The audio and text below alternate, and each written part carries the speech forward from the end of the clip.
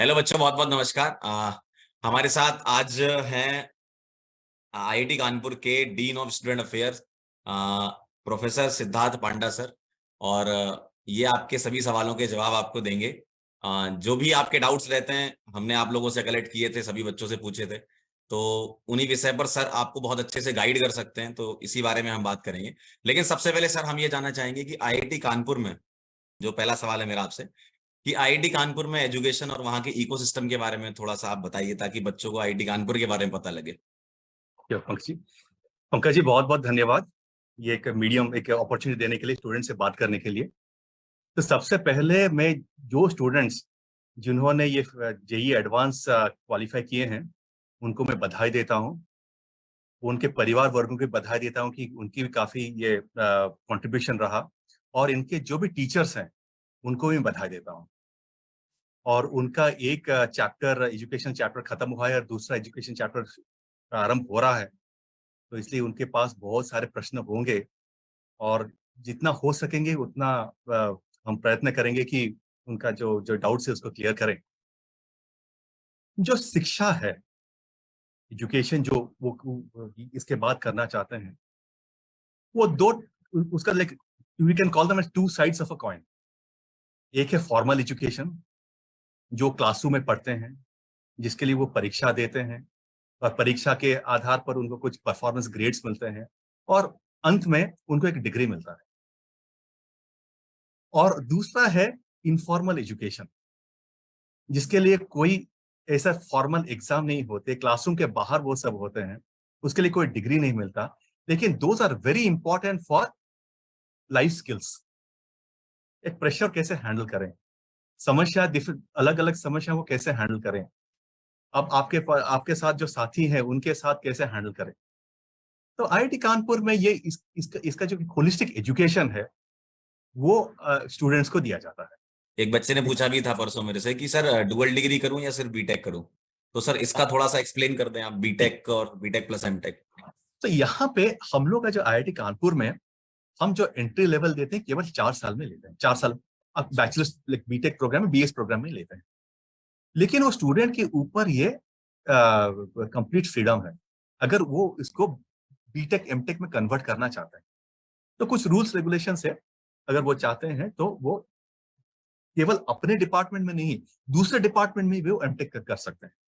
Okay तो sir, ये ये मतलब थ्रू आउट द बीटेक भी कर सकते हैं और स्टार्टिंग से ही डुअल डिग्री ले सकते हैं? स्टार्टिंग नहीं, वो कुछ है रूल्स है, like okay after okay. Second semester, third semester, ऐसा कुछ है, ओके क्योंकि कुछ जी। कोर्सेस भी लेने पड़ते हैं, तो बट वो पॉसिबिलिटी है।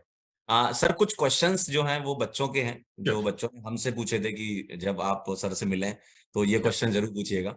तो पहला क्वेश्चन सर ये है कि जैसे टॉप कॉलेजेस से इंजीनियरिंग कर ली बच्चे ने, तो उसके बाद क्या करियर प्रोस्पेक्ट उसके रहेंगे, क्या ऑप्शंस उसके सामने खुल सकते हैं after completing After graduation? see, एक advantage है of getting through the IIT system is that okay, that already एक स्टैंप लग गया है कि आपने you have come, you are having an education from a very good institute। बात है कि आप करना क्या चाहते हैं। यहाँ पे एजुकेशन दिया जाता है कि दो दैट यू एक्सेल। आपको सिविल सर्विसेज में जाना है तो आप इसमें जा सकते हैं, आपको रिसर्च करना है तो ये आप इसमें ये कर सकते हैं, एंटरप्रेन्योरशिप करने से ये कर सकते हैं, आपको केवल कॉर्पोरेट में जाना है, जॉब करना है तो ये कर सकते हैं। And we have our entire career developments and placement का सर्विसेज के होते हैं। तो all this things are given. आप 4 साल के बाद क्या करना चाहते हैं, all the things are given there.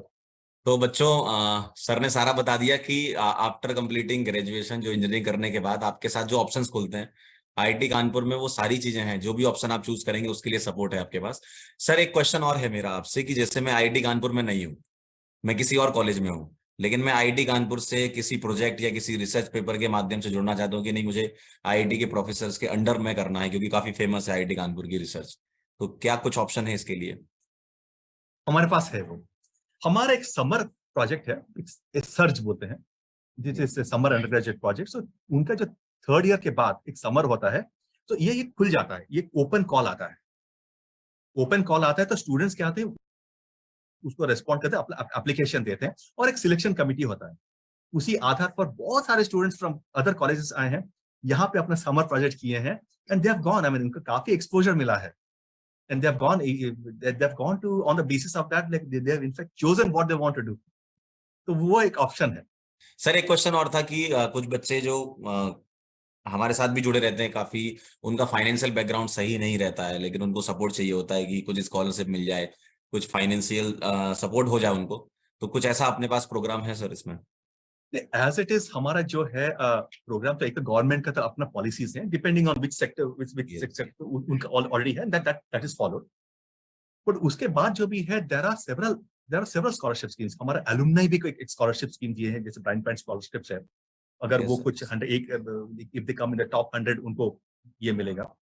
But ऐसे बहुत सारे, for example corporate houses also come up, जैसे इंजीनियर्स इंडिया लिमिटेड का है, और ओएनजीसी का है, या डीआरडीओ का है।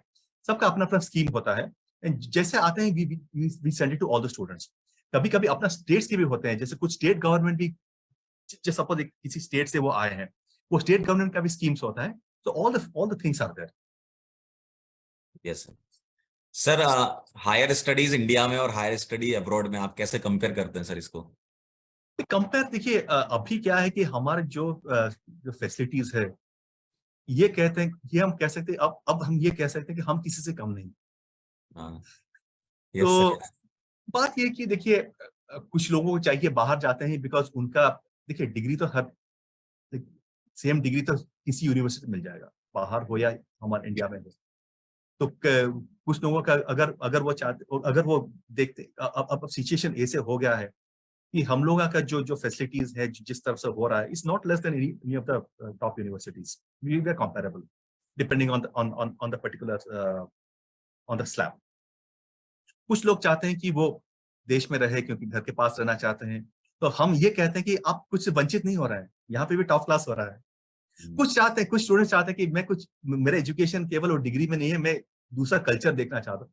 अच्छी बात है, जाइए दूसरा कल्चर देखिए, दूसरा जो कल्चर देखिए, उसमें भी एक्सपोजर आता है। So I think we have reached a level, you know what, like top class research India में भी होता है।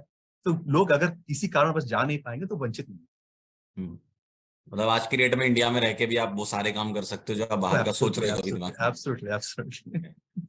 सर आप एक बच्चे को क्या एडवाइस देंगे जिसने ऐसा कॉलेज ले लिया जो उसका ड्रीम कॉलेज था, लेकिन उसकी ब्रांच जो थी वो उससे सेटिस्फाई नहीं हुआ, लेकिन वही उसने कहते वो हैं, कॉलेज ड्रीम वाला ले लिया उसने कि नहीं मुझे तो इसी very college. Good, IIT is the right place for that. अगर आपने, अगर आपको मिला है, इसे किसी किसी ब्रांच मिल गया है, आपको चाहे तो, मुझे कंप्यूटर साइंस और इलेक्ट्रिकल में करना चाहता हूँ, आप अब आप डबल मेजर ले सकते हैं, आप माइनर ले सकते हैं। वो आपका सर्टिफिकेट में आ सकता है कि मैं, ये मेरा ब्रांच मिला है, लेकिन मैं इसमें मैं एक माइनर किया, इसमें मेजर किया हूँ। तो अब वो फॉर्मेलिटी हो गया है। तो ये जो था, IIT Kanpur has addressed it. Yes.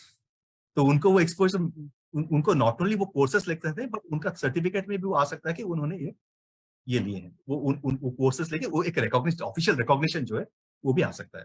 But all I am saying is there are several requirements which have to be met in the process. Yes sir.